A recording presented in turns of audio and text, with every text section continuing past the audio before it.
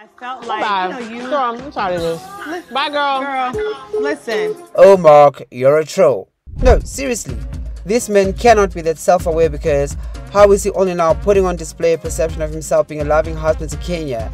It's not that long after their divorce was finalized, following a 5-year battle in which he, allegedly, was being incredibly difficult. And to think, after treating Miss Moore so poorly on the show, and as we've heard from her own reflections in real life too, how are we only now seeing a side of him that cares at all? In a recent Instagram live, Kenya Moore's ex-husband Marc Daly went off on Andy Cohen and the producers of The Real Housewives of Atlanta. He called Andy a snake in chief. Messy. That's messy? Yes! For the messy outcome of Kenya's slimy departure from the show, in which she was reportedly suspended indefinitely for reasons beyond our grasp at this point.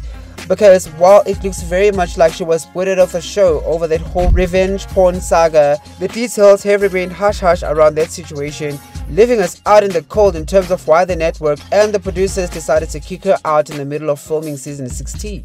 And despite much backlash around the decision to toss twirl an unceremonious pink slip, it really seems the journey with the reality show has all but reached its grand finale. Mark, with whom Kenya shares a beautiful daughter, Brooklyn, stepped out of his usual covert den to speak publicly about Kenya's sacking, and he went off on the powers that be. He said they did Kenya dirty, which we all know at this point, but are yet to get to the bottom of, if I'm being honest.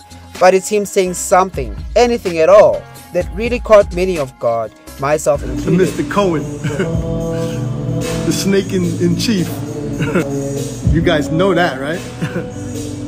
See how they did Kenya dirty? And you know what's funny? Everyone said, oh, Mark, you this, Mark, you that. You know what? If I was there, they would never had that crazy. You know, a husband sometimes got to stand up and the same way a wife has to protect her husband if he's going off the rails. I would have never let that happen. You always said, oh, he's bossing him around, but she still would have got a check. So, you know what I'm saying? It's just life. Because Marc Daly has never exactly gave the public much confidence in his affectionate investment in Kenya. Quite the opposite, actually, when at some point Kenya claimed in their divorce that he was trying to bar their daughter from being part of the show, knowing full well that Kenya's life as a mother is central to a storyline, dynamic and evolution on the show. It was giving massive hater, back-blocking energy, but I guess we may never fully know everything about their marriage except for what they've chosen to share in public. But now Mark is talking about his duties as a husband to cover his wife in the middle of a storm. He said, you know, a husband sometimes stands up to protect his wife the same way the wife must protect her husband if he's going off the rails. Well, that was surprising to see him come out and be supportive of Kenya, let alone refer to her in endearing terms, when we've never really seen much of that from him. I mean, yes, he is right to speak up about the shenanigans he might know that led to Kenya's icing, and maybe even go rogue and expose whatever is really going on behind the scenes. But when he talks about people doing Kenya dirty, the call could be coming from inside the house, Mr. Daly, because he ranks quite high on that list. In actual fact, wasn't he at some point also gunning for half of More Manor, again knowing how much that would destabilize Kenya's peach? Well, she's lost the peach now. One would think he would be gratified with how this hot mess has ended with Kenya being out of the show. Now, unfortunately, and I'm not saying that this is true, but the internet has accused Mark coming out in Kenya's defense mainly out of concern for her loss of the check, which of course does affect him too. The couple's divorce was finalized in July of this year after a long matrimonial meltdown between the pair. According to Us Weekly, Kenya Moore was awarded custody of the pair's 5-year-old daughter. The two also agreed to share joint custody. Custody exchanges will occur in a public location. Daly also agreed to pay Moore $2,000 per month in child support, plus an additional $1,000 per month to fund a college savings account. Neither Moore nor Daly will receive alimony or spousal support. And the wild thing here for me, I really think Kenya's first real run-in with Bravo happened when she eloped with Mark to marry him off camera. Their marriage was nothing short of a whirlwind. After years of navigating singlehood and facing jokes about renting boyfriends on The Real Housewives of Atlanta, Kenya finally seemed to have found her match in Mark. Their relationship, which began in 2016, seemed like a fairy tale come true for Kenya, who had longed for a stable partner and family of her own. When they eloped in June 2017, the decision to keep their wedding off camera was a bold move that cost Kenya his spot on the show for a period of time.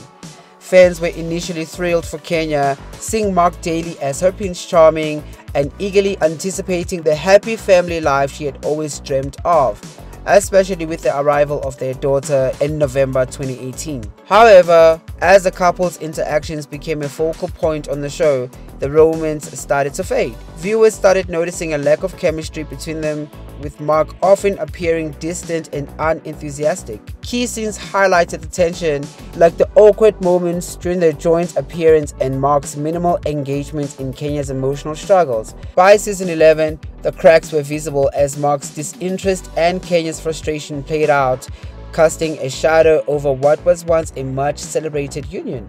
The contrast between the public image and the private reality became a hot topic, reflecting the complex and often disappointing reality behind the glamorous facade. But now with Kenya one check down, and also probably her biggest and most stable in the past decade, I see why Marc would be hopping on Instagram lives and calling people out.